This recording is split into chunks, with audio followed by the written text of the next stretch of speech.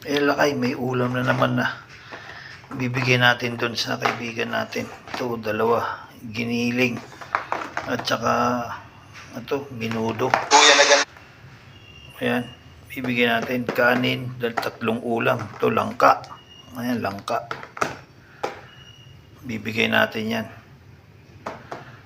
Ayan, sa kapatid ni Ryan, yung bagong panganak. Andiyan sila ngayon sa likod, nakita ko. I-video natin pag idadaan natin. Yan, ibibigay natin. May sabaw, may gulay, may karni. Ayan, puro karni yan. Tsaka dalawang kanin. Kanin, tsaka dalawang ulam. Tatlong ulam. Dalawang karni, isang gulay. Ibibigay na natin. Ayan. O ayan lang ay. Ibibigay na natin dito. At iabot natin pagdaan natin. Dali. Oh, wala na eh. O, bigyan mo na lang sila pag nandyan sila. O yan si Ryan. Nice ba Ryan? Pero tayo. Kainin mo yan ha. Sige. Wala yung may anak, umalis na daw. Kaya binigay na lang natin kay Ryan yung natirang pagkain.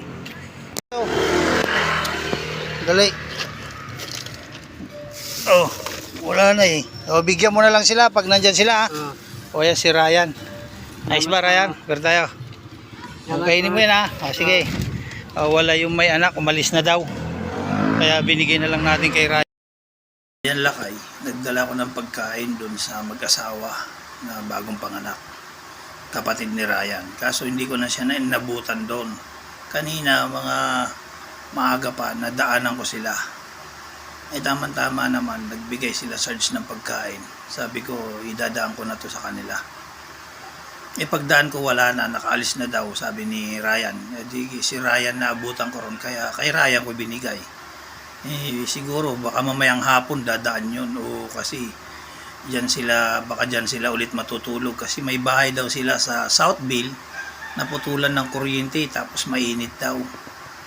Yun, tapos dyan sila natutulog sa may gilid na simbahan. Kaya pagdaan ko, wala na, hindi ko nakita dahil bibigyan ko sana ng pagkain.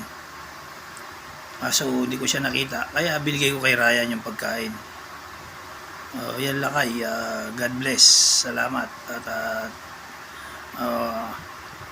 lagi nyong panoorin, mag-subscribe na kayo sa video ko, tapos lagi kayong manood para lagi kayong updated sa mga video ko pang mga ganon.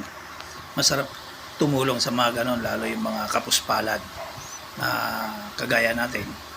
Pero tayo kasi nakakakain naman 3 beses, sila kung hindi na mangalakal, hindi kakain. Kung wala silang makalakal, paano pagkain nila? Kaya yung mga nagbibigay sa akin ng pagkain, inaabot ko sa kanila para makakain naman sila. Kasi tayo naman 3 beses kumain sa isang araw. Higit pa ron, may merienda pa. Kaya sila, kung hindi na mangalakal, di nakakain. Kaso hindi ko sinabutan kanina, bagong panganak pa naman. Parang special child pa yung lalaki, yung asawa niya, kasi yung pagsasalita niya parang bulol ganon. Kaya so hindi ko naabutan, kaya binigay ko na yung kay Ryan yung pagkain. Kaya baka sa susunod na araw makita natin, bigyan natin ulit pag may pagkain tayo. O ayan lakay, God bless, ingat-ingat kayo lagi. Adjourn.